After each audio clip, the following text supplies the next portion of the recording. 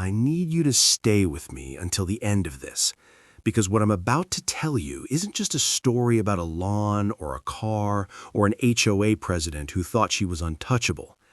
This is a story about pressure, about humiliation, about what happens when someone keeps pushing and pushing, assuming you'll always stay quiet, until one night you finally stop caring about being the good neighbor and start caring about your dignity. And when that moment comes, it doesn't arrive loudly. It arrives quietly, calmly, and by the time anyone notices, it's already too late. When I moved into the neighborhood, I believed the lie. The one they sell you with glossy flyers and smiling faces. Clean streets, friendly neighbors, order, structure, community. I had just come from a place where chaos ruled everything, so the idea of rules felt comforting, predictable, safe. I told myself I didn't mind an HOA. I told myself it would keep things fair. I told myself that people in positions of power wouldn't abuse it because, well, why would they? Her name was already floating around the neighborhood before I ever met her, the HOA president. People didn't say it loudly. They said it carefully. Like you might say the name of someone who always seemed to be watching, someone who always seemed to be listening, someone who enjoyed the sound of their own authority just a little too much. I hadn't even unpacked all my boxes before I heard the first story. A fine for garbage cans being out 10 minutes too long, a warning for curtains being the wrong shade of white, a citation for a lawn that was a half-inch too tall. I laughed it off at first. I thought people were exaggerating. I thought, if you follow the rules, you're fine. That was my mistake. Because what I didn't understand yet was that the rules weren't the point. Control was. My lawn was my pride. Not because it was perfect, but because it was mine. I watered it, I edged it, I worked on it after long days when all I wanted was silence and something that felt solid under my feet. That little strip of grass was the one thing in the neighborhood that belonged only to me. No shared walls, no shared driveways, no shared authority. The first time her car rolled onto it, I heard it before I saw it. That sound. Grass compressing under weight it shouldn't have to carry. Tires digging in. A low crunch that made my stomach drop. I looked out the window, and there it was. Her car. Parked casually, confidently, half on the curb and half on my lawn like it had every right to be there. She wasn't even inside it. She had parked on my lawn so she could walk across the street and lecture someone else about their mailbox height. I remember standing there frozen, coffee cooling in my hand, trying to understand what I was looking at. Surely this was a mistake. Surely she'd realize. Surely she'd apologize. When she came back, I stepped outside. I kept my voice polite, calm, controlled. I said something like, "Hey, that's actually my lawn." She didn't even look embarrassed. She looked annoyed. She gave me a smile that felt practiced, one she'd probably used 1,000 times, and said, "It's just grass. It'll bounce back." Then she got in her car and drove away like she hadn't just crushed something that mattered to me.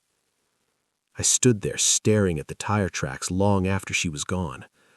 The grass didn't bounce back. It lay there bent and broken, muddy underneath, like proof that someone bigger had stepped on it. I told myself to let it go. That became my mantra. Let it go. Don't make waves. Don't draw attention. Don't become a target. But here's the thing no one tells you. When someone disrespects you once and you let it go, they don't see mercy. They see permission. The second time she parked on my lawn, it was deliberate. I know that now. The car was fully on the grass this time, not even pretending it was accidental. Deep ruts carved into the soil. She stayed longer, too, clipboard in hand, taking her time. I watched from inside, heart pounding, jaw clenched so hard it hurt. I didn't go outside. I didn't want to give her the satisfaction. When she finally left, I walked out and just stood there. The damage was worse. The lawn I'd worked on for months looked abused, and something inside me shifted. Not snapped, shifted. Like a pressure gauge ticking upward. Neighbors started noticing. They'd glance at the tracks, then look away quickly. No one said anything. No one wanted to be involved. I understood. Fear has a way of turning communities silent. The third time she did it, she looked directly at my house before getting out of the car. That's the part that still makes my skin crawl. She knew. She knew I hated it. She knew it bothered me, and she did it anyway because she could. Because what was I going to do about it? That night, I didn't sleep. I lay in bed staring at the ceiling, replaying every interaction, every smirk, every dismissive word. I thought about complaining. I thought about writing letters.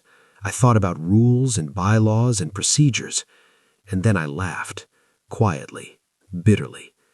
The system she controlled was never going to save me from her. That's when the real suspense began. Not for the neighborhood, for me.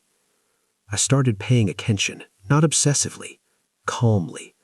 I noticed when she did her rounds, when she parked, how long she stayed, which streetlights cast shadows, which neighbors were home and which ones weren't. This wasn't rage anymore. This was patience. I wasn't planning anything yet. I was just thinking. Each night the anger would rise, then settle into something colder, more focused. I kept telling myself I wouldn't do anything stupid. I kept telling myself I was better than that.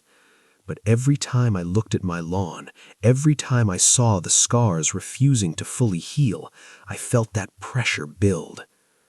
Then came the night everything changed. The sky was heavy, clouds hanging low, the air thick and electric. She pulled up just like always, same spot, same confidence, same total disregard. Her car rolled onto my lawn and stopped. She got out and walked away without even glancing back. I stood by the window for a long time. I could have gone to bed.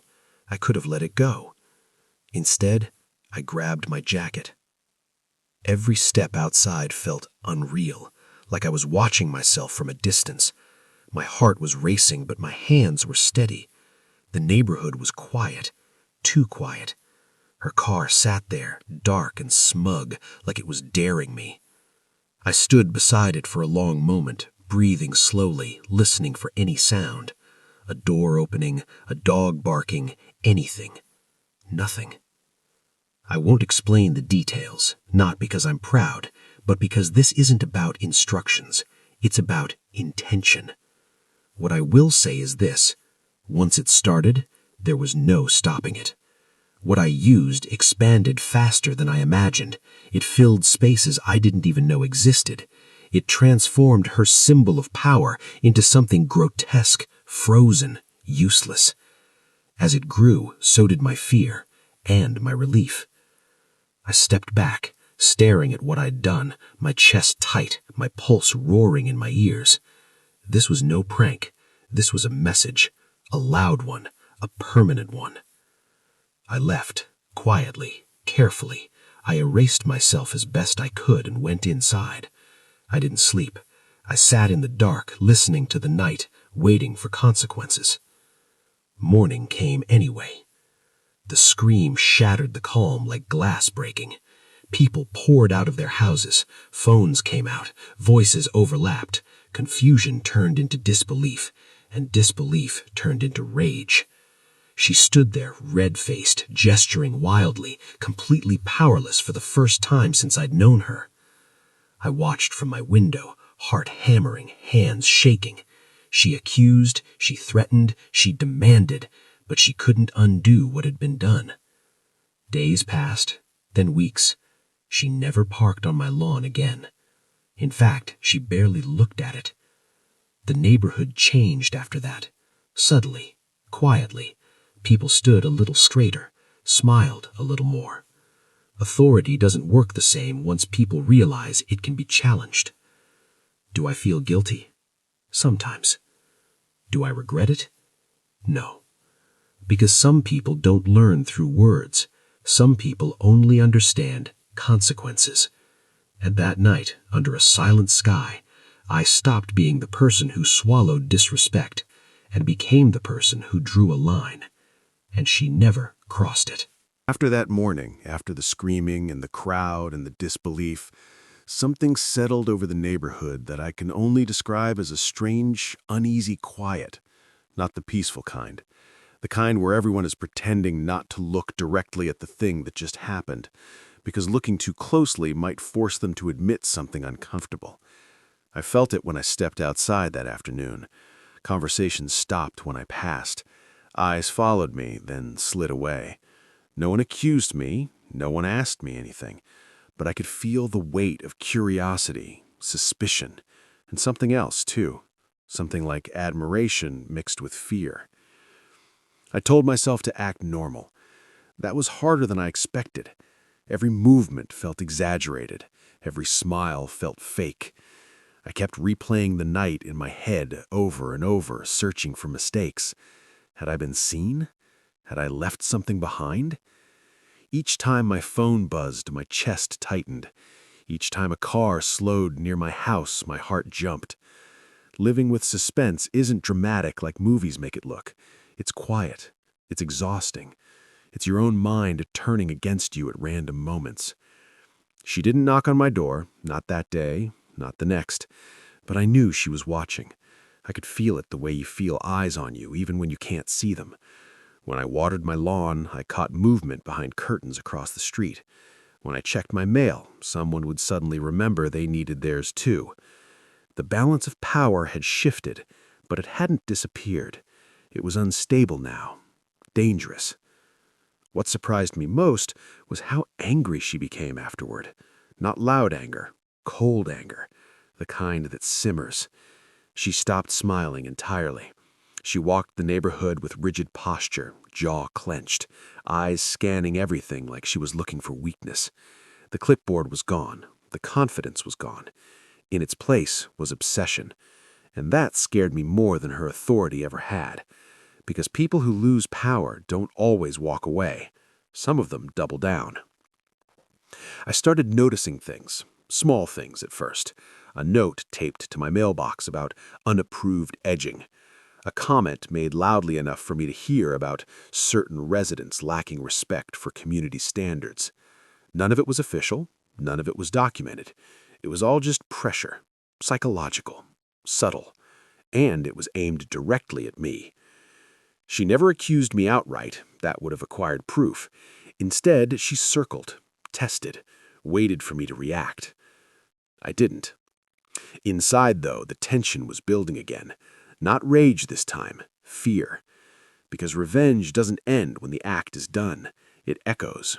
It creates ripples. And now I was living inside those ripples, wondering how far they'd spread. One evening, about a week later, I found fresh tire marks near my lawn. Not on it, close to it, almost touching. A warning. My stomach dropped. I stood there longer than necessary, staring at the ground, trying to decide if this was coincidence or provocation. I knew better than to believe in coincidences anymore. That night, I lay awake listening to every sound. The hum of distant traffic, a dog barking blocks away, footsteps that might not even have been real. I realized then that I had crossed a line that couldn't be uncrossed. Even if she never proved anything, even if she never confronted me, the game had changed. This was no longer about grass. It was about dominance. The next day, she parked across the street from my house. Not on my lawn, across from it. She sat in her car for nearly 20 minutes without getting out. I watched through a crack in the blinds, my heart pounding, my mouth dry. Was she waiting for me to come outside? Was she trying to intimidate me? Or was she just reminding me that she could be anywhere, anytime? When she finally drove away, my legs felt weak. I sat down on the couch and laughed softly, the sound brittle and hollow. This was what victory felt like? Constant vigilance? Fear wrapped in silence? I told myself again that I wouldn't escalate, that what I'd done was enough, that any further action would only make things worse. I meant it. I really did. Then she crossed another line. I came home one afternoon to find my lawn flagged, little orange markers pushed into the soil like accusations, a handwritten note taped to my mailbox, not official letterhead, just her handwriting, neat and sharp. It cited ongoing damage and failure to maintain standards. I felt my hands shake as I read it. The irony was almost unbearable. She had destroyed my lawn, and now she was blaming me. Something inside me went cold. This wasn't over. I spent the night sitting at my kitchen table, staring at the note, turning it over and over in my hands like it might explain itself if I looked long enough. My reflections stared back at me from the dark window, tired, tense, not the person I'd been when I moved in. I thought about backing down, about apologizing, about letting her win just so I could sleep again. But then I imagined her parking on my lawn again, smiling, dismissing me, and the fear turned into resolve. If she wanted to play psychological games, I could play too. I removed the flags the next morning, calmly, carefully. I repaired what I could. I documented everything privately, not for authorities, for myself. A reminder that I wasn't imagining this, that I wasn't weak. Days passed, then another week. The note never turned into anything official, but the pressure didn't stop. She'd appear whenever I was outside, pretending to inspect something nearby. She'd talk loudly to neighbors about bad apples. She wanted a reaction. She wanted me to crack. I didn't give her one. What she didn't know was that suspense works both ways. I began changing my routines. Subtly, I started spending evenings outside when she least expected it. I stared back what she watched. I smiled. Not a friendly smile, a calm one, the kind that says, "I'm not afraid." That smile unsettled her more than anything else I'd done. One evening, as the sun dipped low and shadows stretched across the street, our eyes met, just for a second. And in that second, I saw it. Not authority, not confidence, uncertainty. She looked away first. That was the moment I realized something important. The expanding foam hadn't just immobilized her car. It had cracked her illusion of control.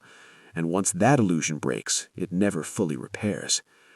But suspense doesn't fade quietly. It coils tighter. Because people like her don't stop easily. And deep down, I knew this story still had teeth. After that moment when she looked away first, something shifted again. But this time it wasn't obvious to anyone else. On the surface, the neighborhood looked the same. Lawns trimmed, cars parked neatly, people waving politely. But underneath it all, there was tension, like a wire pulled too tight, humming just below the threshold of sound. I felt it every time I stepped outside. I felt it when I closed my door at night and locked it not once, but twice, just to be sure. She didn't approach me directly after that. Instead, she became strategic, calculated. Her presence was less frequent, but more deliberate. She'd appear at the edge of my vision and disappear again, a silhouette behind a window, a car idling longer than necessary. It was like she wanted me to know she was still there without giving me anything solid to push back against. That kind of pressure wears on you. It gets into your head, makes you question yourself. I started doubting my own instincts, wondering if I'd imagined some of it, wondering if I'd gone too far that night. There were moments when guilt crept in unexpectedly, sharp and unwelcome. I'd be washing dishes or folding laundry, and suddenly I'd see her face twisted in rage that morning, hear the disbelief in her voice. I'd shake my head like I could physically dislodge the memory. I reminded myself why I'd done it. I reminded myself that she had crossed the line first. Still, the suspense never let me rest. One night, close to midnight, I heard footsteps outside my house. I froze. Not the distant sound of someone walking a dog or heading to their car. These were slow, careful, deliberate. They stopped near my front yard. I sat in the dark, barely breathing, listening. My mind raced through possibilities. Was it her? Was she trying to catch me reacting to something? Was this intimidation? I stayed still for a long time. Eventually, the footsteps retreated. I didn't sleep at all after that. The next morning, I found nothing disturbed. No damage, no note, nothing. And that almost felt worse. It meant whoever it was wanted me alert, wanted me uneasy, and that confirmed what I already knew in my gut. She wasn't done. I realized then that fear was becoming her weapon, and I hated that I was letting it work. So I made a decision. Not a reckless one, a quiet one. If she wanted me nervous, I'd give her calm. If she wanted me paranoid, I'd give her confidence. And if she wanted control, I'd show her that she didn't have it anymore. I started reclaiming my space openly. I worked on my lawn during the hours she usually inspected the neighborhood. I installed subtle boundaries that were technically allowed, but unmistakably firm. I stood outside when she passed instead of retreating indoors. Each act was small, but together they formed something solid. Presence. Her reactions were subtle too. A tightened jaw, a clipped nod instead of a smile. She started avoiding my side of the street entirely, and that's when something unexpected happened. Neighbors began talking. Not loudly, not openly, but enough. I'd hear snippets, questions, comments. Someone mentioned how strict she used to be, how much harsher things felt before. Someone else joked about karma. Laughter followed. Quiet, nervous laughter, but laughter nonetheless. I realized then that my conflict with her wasn't isolated. It was symbolic. People were watching, measuring, waiting. That realization brought a new kind of pressure, because now it wasn't just about me. It was about what I represented, and that terrified me. One evening, as I was watering the lawn, she walked past for the first time in days. She slowed, stopped, turned toward me. My pulse spiked, but I didn't stop what I was doing. I let the water run, let the silence stretch. She cleared her throat. "I hope you're happy," she said. I looked at her calmly and replied, "About what?" Her eyes flickered, just for a second. She hadn't expected that. "You know exactly what," she snapped. I shrugged. "I'm just taking care of my lawn." The words hung between us heavy with meaning. She stared at me like she wanted to say more, accuse more, but she couldn't. There was nothing she could say without exposing herself. Finally, she turned and walked away, heels clicking sharply against the pavement. I stood there long after she was gone, heart racing, adrenaline buzzing through me. That was the first time I spoke to her without fear. But victory's never clean. That night, I found my trash bins knocked over, garbage scattered across the curb. Not a big thing, not dramatic, but intentional. The message was clear. This was retaliation. I cleaned it up silently, hands shaking, anger boiling just beneath the surface. I told myself again not to escalate, to stay smart, to stay invisible. The problem was, invisibility no longer suited me. I started seeing her less and less, and when I did, she looked different, tired, frustrated, like someone carrying a weight they couldn't set down. Her authority had eroded, not in a single dramatic collapse, but in 1,000 tiny cracks. People questioned her now, smiled less, listened less. The expanding foam had done more than immobilize a car. It had exposed her vulnerability. Still, I couldn't shake the feeling that this wasn't the end. Suspense has a way of circling back, of tightening just when you think it's loosening. And deep down, I sensed she was planning something quieter, something meant to hurt without leaving fingerprints. I began preparing myself mentally, not for another act of revenge, but for the possibility of confrontation. I rehearsed conversations in my head, imagined accusations, imagined denial, imagined standing my ground. And then, one evening, just as the sun dipped below the rooftops and the streetlights flickered on, I found something in my mailbox that confirmed my fears. Another handwritten note. Shorter this time, no explanations, no citations, just a sentence. "This isn't over." My hands trembled as I held it. I felt a mix of fear and anger surge through me. But beneath it all, something else emerged. Clarity. Because now there was no pretending, no ambiguity. She had drawn the line clearly. And once a line is drawn, someone always crosses it. That note stayed in my pocket the entire night. I didn't throw it away. I didn't show it to anyone. I kept touching it, feeling the edge of the paper through the fabric like it was proof that I wasn't imagining any of this. This isn't over. 4 words, no signature, no date. She didn't need either. It was meant for me and only me. I didn't sleep, again. But this time it wasn't fear keeping me awake. It was something heavier. Acceptance.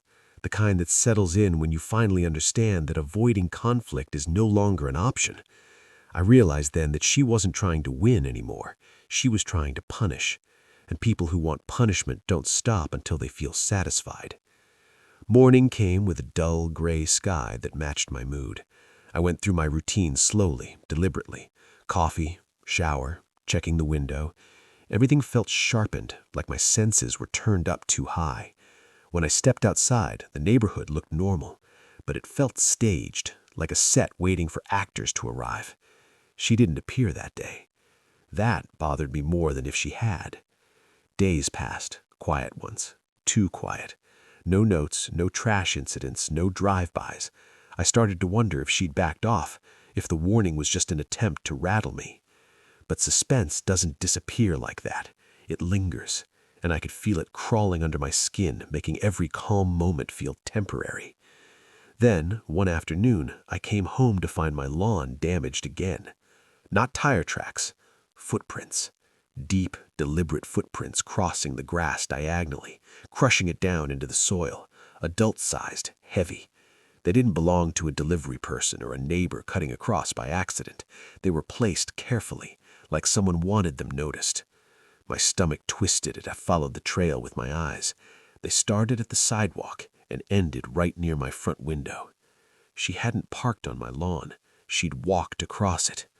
I sat there for a long time, hands clenched at my sides, feeling something dark coil in my chest. This was escalation, personal, intimate. She wanted me to know she could still invade my space whenever she wanted. That night, I made another decision. Not a sudden one, not an emotional one, a calm, calculated one. If she wanted me nervous, I was done reacting. I was done waiting. I was going to end this in a way she would never forget. Not with noise, not with confrontation, with something quieter, something that would live in her head long after the neighborhood forgot.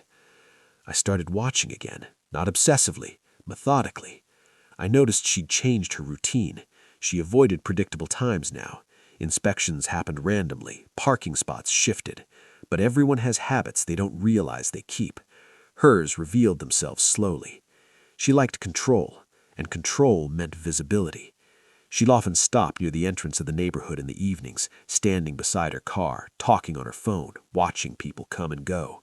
A self-appointed gatekeeper. That was her comfort zone, her stage. I waited. Days turned into another week. The footprints on my lawn healed slowly, but the anger didn't. Every time I stepped on that patch of grass, I felt the memory of her intrusion. And every time I saw her standing there, watching, I felt the balance tipping further. The night I chose was quiet. No wind, no rain. The kind of stillness that makes every sound feel louder than it should be. I saw her car near the entrance, engine off, lights dim. She was on her phone, pacing slightly, distracted, confident. I didn't rush, I didn't sneak. I moved like... Time has a strange way of smoothing over the sharpest moments without ever fully erasing them. Weeks after she faded from the center of the neighborhood, life began to resemble something close to normal again. Not the naive normal I'd believed in when I first moved in, but a quieter, more cautious version. The kind that understands peace isn't guaranteed, it's maintained. At first, I didn't trust the calm. Every morning, I half expected to wake up to another note, another petty act, another attempt to reclaim control. I stayed alert longer than I needed to. I listened too carefully. I watched too closely. Suspense doesn't just vanish when the threat is gone. It lingers like a reflex. But slowly, the tension eased. The street felt different without her constant presence. People lingered outside longer. Conversations stretched instead of cutting off abruptly. There was laughter again, real laughter, not the tight, careful kind. It was subtle, but it was there, and every time I noticed it, a quiet realization settled in deeper. She had thrived on fear, and without it, she had nothing.